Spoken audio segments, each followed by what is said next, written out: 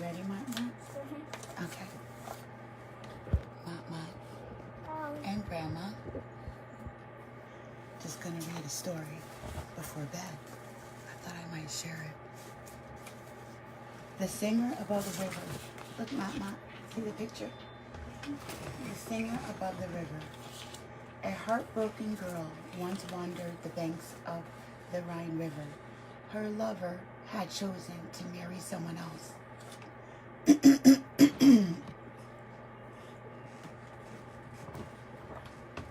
And her heart was a rock within her, heavy and hard. She searched the fields for somewhere that did not remind her of her lover. She searched the woods for somewhere she could forget him. She searched the riverbank for somewhere she might sleep without dreaming of him. And when she found nowhere, she sought to end all her sorrows by dying. She threw herself from the huge black rock that juts over the Rhine like an angry fist. Her name was Lorella. But even in death, Lorella found no peace. Her soul was not permitted to rest.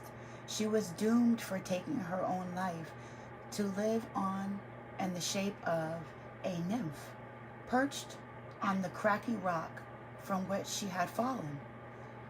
Her beauty was greater than it had been in her life. Her voice 10 times more lovely.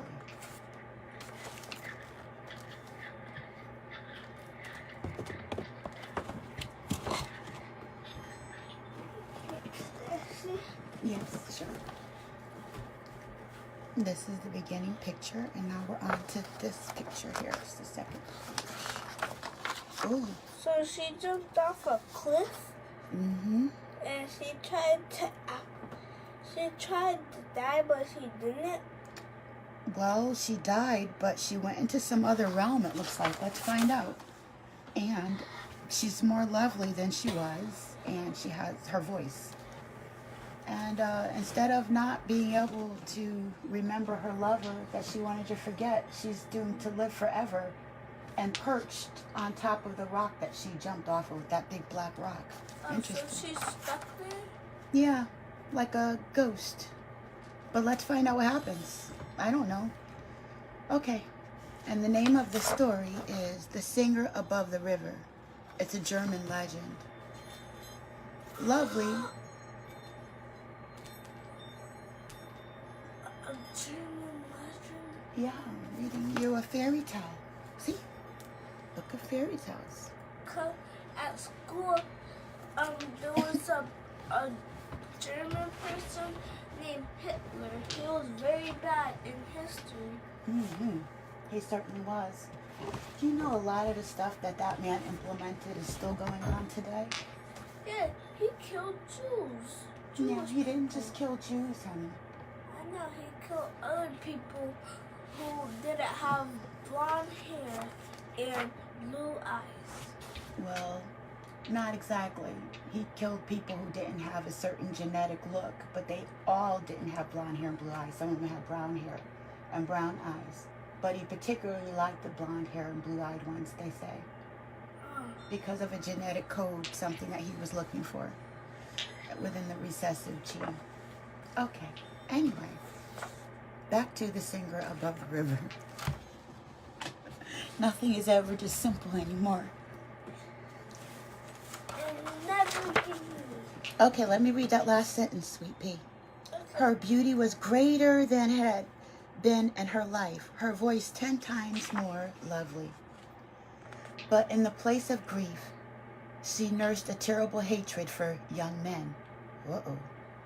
As shadows appeared with the sunshine, so with the sunset Loretta appeared. A wrath, a twilight shadow.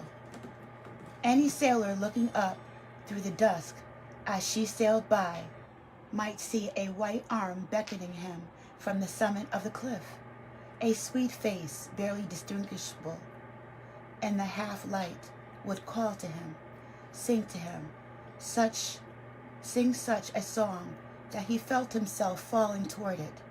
His hand would tug on the tiller as the voice tugged on his heart. Powerless to resist, he would steer for the crag, heel toward the gray, crag in the jagged boulders that lay heaped at its feet. So she would make them stare into the cliffs and perish forevermore. As his boat split, the water closed over his head. Each drowning sailor was still looking upward, still listening to the magic music. Then, as the top rim of the setting sun dipped below the horizon, Loretta would disappear.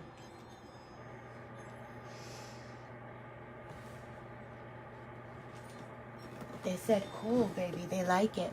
They like your bedtime story. Okay, Loretta would disappear. Word would spread of the maiden on the rock, the siren who lured the men to their deaths. One young man, Ronald, son of Court Palatine, became obsessed by the thought of her. He boasts that he would lift the curse on the river. He would both remove the hazard to the shipping, which was making the Rhine unnavigable. Okay, she was in the way of some money. Okay, and win himself a bride in the same night. Ooh, they wanted her for a bride at the same time. He would climb the rocks up to the nymph called Loretta and snatch her from her dizzy lair. He would close her singing mouth with kisses and rescue her damned soul by the power of true love. Wow.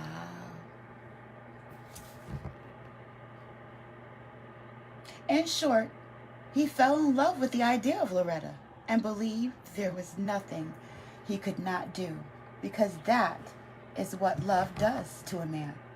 Ferryman, row me past Loretta Rock. No, not for brass money, young sir, I will not. Ferryman, I will pay you silver.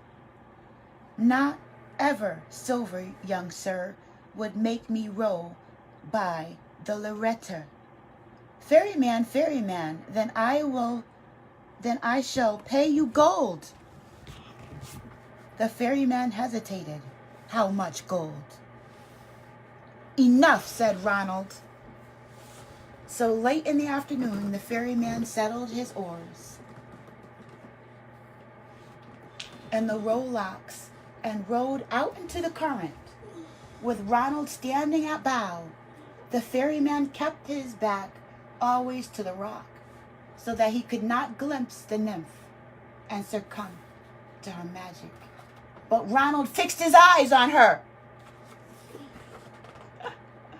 No, he fixed his eyes on the rock, and his face grew bright in the light of the setting sun. Suddenly she appeared. What's so hot, man? Hey. Okay, I'm reading the story on live. I cut it off. Yeah, do you know how much the bill is with that baby? Yes, dear. All right, we're going to take that out of here. Okay. What? I had the heater on. I like it hot. I'm not supposed to have it on. Not. Okay, back to our story. Okay, Grandpa said no heater. Suddenly she appeared, the invisible, taking shape like salt setting out of the seawater. Ooh. Ooh. Okay, come on. Yeah, but always tell. Let's be naughty. Turn it back on. I have to get rid of it anyway. I'm teaching you bad habits. Don't tell anybody. I don't know how to turn it on. Okay, I'll be the... Never mind. This is the picture. He's stalking us. I'll wait until later. Okay. Come, said her hands waving. Come, said her arms beckoning. Come, she said, sweet red mouth. Come, take me home. Row faster, ferryman urged Ronald, for I must climb the rock before the light fails and she disappears. Wow. The ferryman, he had a plan. The ferryman did not alter the steady rhythmic dip of the oars, steering a straight course down the center of the river. Faster, faster, ferryman. Look, she is ready to come with me, if I can just reach her in time. The ferryman said nothing, for he had seen it all happen before. Faster, faster, you fool, cried Ronald, as the ferryman eased the boat carefully down the current. You must get closer, or how can I gain a grip on the rock? The ferryman shipped his oars, and it's close enough. Young man, you don't want to die so soon. Think what a sweet life lies ahead of you. I'll take you no further. Cheat, cheat, raised Ronald, thinking only of the present. I gave you gold to carry me to the rock face, but the gold will carry your gold be to me. But what good will your gold be to me when I am dead? You have your money back, and I shall row you safe ashore. And while Loretta beckoning, whistling, singing like a calling bird, come to me, love, come and fetch me down. This is in his passion to reach the singing nymph. Ronald snatched one of the oars and began to use it as a paddle. The rowboat beckoned wildly over and began to spin. The currents near the cliff face took hold, and it gathered speed. Ronald gave a whoop of triumph. Too late, he realized that it was speeding toward disaster. Oh my goodness. As the board split between his feet and the rocks came through the floors of the boat, Ronald was flung into the cold water. It held him like the arms of a woman. It covered his face with cold, wet kisses and drew him down to join the company of other sailors wrecked on the Loretta.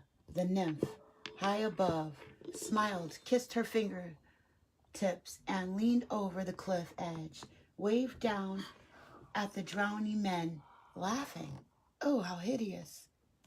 The Count Palestine broke his chain off between clenched fists with his fist when he was told of his son's death. Oh, wow. Kill that thing on the rock. And if it's dead already, pit its soul and torment it slowly for 1,000 years. Every soldier in his service armed himself with axe or mace, pike or broadsword. The troops set sail for Loretta, and as huge a ship as had been broadsword, the troops set sail for the Loretta, and a ship as had dared to pass through the reach for many years. So they sent the biggest thing with as many men that they could to get her. And when they reached the rock, it was morning, and they had all day to make the climb. Studded boots, scuffing the rock face, mailing gloves, clinging to the fissures. They climbed with ropes and crampons and pitons and picks. They could not hear the cry of the starling of the redstart around their heads, for they had wax crammed in their ears to shut out the magic song of Loretta. Uh-oh. So they came heavily armed, and they have wax stuck in their ears. They're not trying to hear it. Just as the first man's fingers reached over the brick of the bleeding rock, the sun's bottom reached Loretta's hand. Loretta appeared one moment invisible, and the next a woman as lovely as the trees swaying in the distant landscape. That's right. Come ye, dear fellows. I have kissed enough of you, all of you. Come here, my handsome soldiers. Come home for the hardships of war to the softness of peace. Come, come. What's going to happen now? But the soldiers were the cruelest and the bitterest men in all Germany. Oh, snap. The Count had made... Oh, they don't like girls. Never mind. Nothing.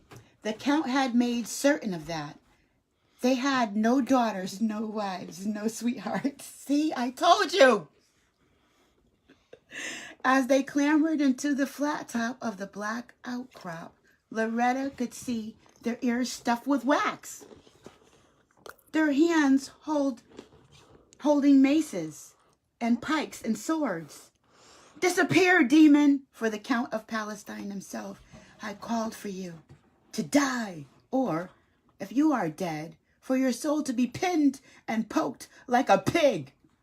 Then I will call on the river, exclaimed Loretta, jumping to her feet and raising her voice above theirs. You Rhine, save your daughter, Loretta, from these beasts, distinguished as men, disguised as men. As men, you haven't a heart or soul between them. Far below, the sound of the river altered, so that the climbing soldiers looked down. I read what everybody says. Oh, yeah? Anything interesting? I don't know. Okay. There's only a lot of hand waves. No, I see later, greater, mighty warriors, Skirio said. And thank you so much for this time you are sharing with us. Yes. I know. Okay. All right, we're almost done with the story. It's so cool. Okay, she said, you Rhine, save your daughters, Loretta, from these beasts, disguised as men, who haven't a heart or soul between them. Far below, the sound of the river altered, so that the climbing soldiers looked down. They saw a wave heave itself up, as though the river itself were drawing a deep breath. The wave, as it rolled, gathering momentum, sucking water from the shore and piling it, phantom upon phantom, until a tidal wave. The wrecking of the thirsty ships was stirring up from the riverbed and broke anew, scattering flotsam down the flooding river. Still the river filled, rising up the sides of the gorge until it sucked at the boots of the mountaineering soldiers. Wow. Just when they thought they had escaped the torrential spray, a second wave broke against the rock, soaking them into the skin. A third plucked men from the rock face and left them swaggering on their ropes like spiders on lengths of thread. But those who had reached the top already crawled, relentless as limpets, across the wet black rock, closing in on Loretta. With a scream of defiance, she leapt headlong into the mountain's waves and disappeared. She vanished as surely as salt sprinkled into water. Now that's vanishing. If you salt water and you disappear like salt water, yeah, that's gone. The settling sun turned the raging river into the colors of blood before the turbulence settled. The waves fell quiet, and the Rhine rolled in, black and implacable, into the coming night. Never again did the nymph beckon from the top of the black rock, luring men into the depths. But many were the young girls who had their hearts broken by young men, and too many were the young men who went on to become soldiers, steerly to the body and soul, and deaf to the sweetest singing. So that didn't end well. And this is the two of them. Remember the beginning of the story? Mm-hmm. Her heart was broken and she was bitter. And she tried to kill herself. You were holding up an Oreo. Interesting. Oreo. Time keeps on ticking, ticking, ticking. So that was from out of this book, The Golden Horde, the story of Oreos! No, I hope not. The Singing Above the River. I just randomly picked it from out of this fairy tale book that I used to read to my daughters. Different stories from occasionally. I'm seeing how this is my grandson, and he's staying over for the weekend.